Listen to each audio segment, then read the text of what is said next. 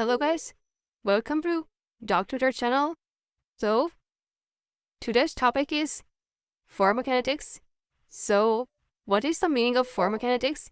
What it means? That means what body does it do to the drugs? Okay, we can understand everything from this class. So it refers to how body acts on the drugs.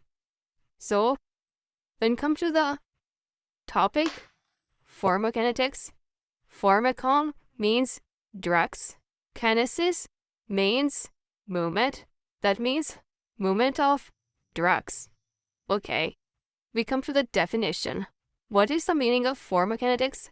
So, it is a branch of pharmacology dedicated to study how the body affected drug over a time. That means it refers to how body acts on the drugs. Okay. It includes absorption, distribution, metabolism, excretion. You can remember by A, D, M, E. A means absorption, D means distribution, M means metabolism, and E means excretion of drugs in the body. Now, the absorption. How the drugs was absorbed into the blood from the route of administration.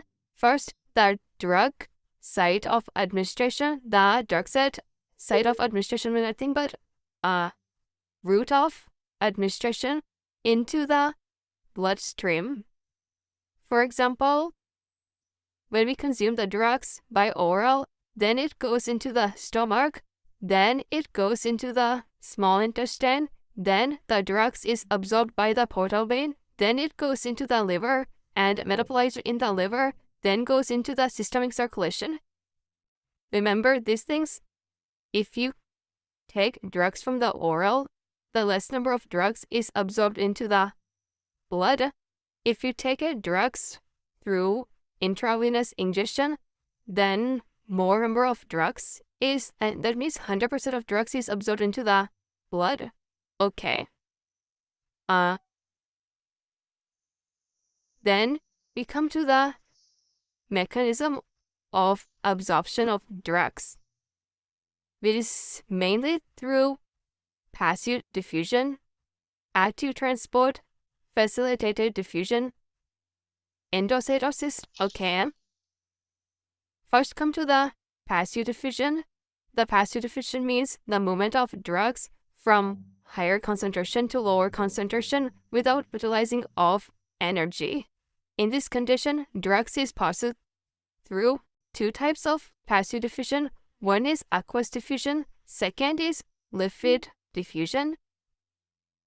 Come to the aqueous diffusion, the movement of drugs passes through aquapores in the cell membrane. This is the cell membrane. It is a movement of the direction. And in the liquid diffusion, the drug's molecule can pass easily through the cell membrane. Okay. It is a bidirectional process. Higher concentration to lower concentration. That means the movement of drugs passes from higher concentration to lower concentration. Lipid-soluble drugs are transported across the cell membrane. Okay. What that is lipid diffusion? Then we come to the active transport. Active transport means the movement of drugs molecule passes from lower concentration to higher concentration with the utilization of energy. That means EATP. For example, absorption of Levodopa from intestine and transport of sympathomimetic amides into neural tissue and transport of choline into choline-enriching neurons. Okay. Then we come to the facilitated diffusion. You already studied in the first year of MBBS. So, in this condition, the movement of molecule passes from higher concentration to lower concentration without utilization of energy. That means it is a type of a diffusion. That means passive transport. So, it does not require any type of energy. It requires carrier protein to pass the molecule from outer region to inner region. Okay. So you can see that this is the carrier protein. This is the drugs molecule. Okay.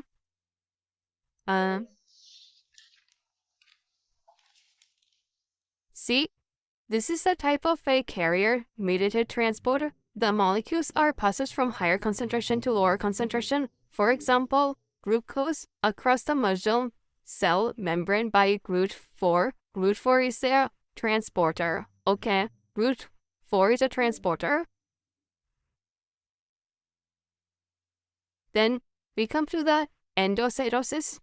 Endocytosis means when the drugs molecules comes near to the cell membrane, the molecules are invaginated into the cell membrane, then form a vesicle, then goes into the cell cytoplasm. The drugs is taken up by the cell through the vesicle formation, for example, absorption of vitamin B2 intrinsic factor complex in the gut. Okay? Then we come to the final state of this class, that is factor influencing the drug's absorption. The first is physicochemical properties of the drugs. That includes physical state solubility, particle size, disintegration time, dissolution time, and formulation. In that, come to the physical state, the liquid form, which absorb easily, then come to the solid form. That is, a liquid state of the drugs is easily absorbed, then compared to the solid form. And we come to the solubility, the lipids, the drugs, which is lipid soluble, is more absorbed, and that is more absorbed than compared to the water absorbed drugs. That means all the cell membrane are made up of the phospholipids. That means the lipid soluble molecules can easily pass into the cell membrane than compared to the water soluble molecules. So the lipid soluble drugs can pass as easily than compared to the water soluble drugs. Then Vodka is more of the size of the drugs, which can pass as easily than compared to the larger size of drugs. And disintegration time, it is the time taken for the formation to break up into the small particles. And we come to the formulation. Formologically, inert substances like lactose, starch, calcium, sulfate, etc. are added to the formulation as a binding agent. These are not totally inert or may affect the absorption of the drugs. That means for example, calcium reduces the absorption of the tetracycline. Okay. Then we come to the route of administration. That means intravenous route is more helpful for absorption. That means 100% of absorption of the drugs in the intravenous route than muscular. That means intramuscular route also helps for the absorption of 100% of the drugs than the oral. The it does not help for the 100% of absorption of the drugs into the blood. Here it's the order: the intravenous route, then intramuscular, then oral. Okay. Then we come to the pH and ionization. Unionized drugs is absorbed more than compared to the ionized drugs. The unionized drugs are hydrophobic, ionized drugs are hydrophilic.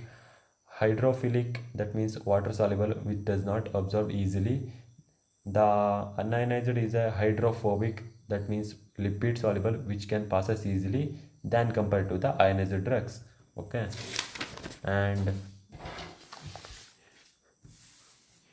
area of absorption of the surface, that is small intestine is better for absorption of drugs than compared to the stomach.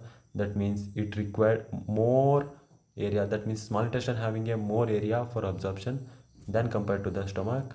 And another reason is the small intestine having more blood supply than compared to the stomach, so it is more helpful for the absorption of the drugs than compared to the stomach. Okay. Then presence of the other drugs. Two or more drug on the same time may affect the absorption. For example, ascorbic acid increases the absorption of the oral iron. Antacid reduces the absorption of the tetracycline. Okay. Then at the end we come to the food. Food may increases or decreases the absorption of the drugs. Here is the decreases the absorption of the drugs, that is rifampicin and levodopa, etc. So these are the drugs we can take before the food, that means empty stomach. Okay, the food which increases the absorption of the drugs, that is greaseophylline. Okay, greaseophylline.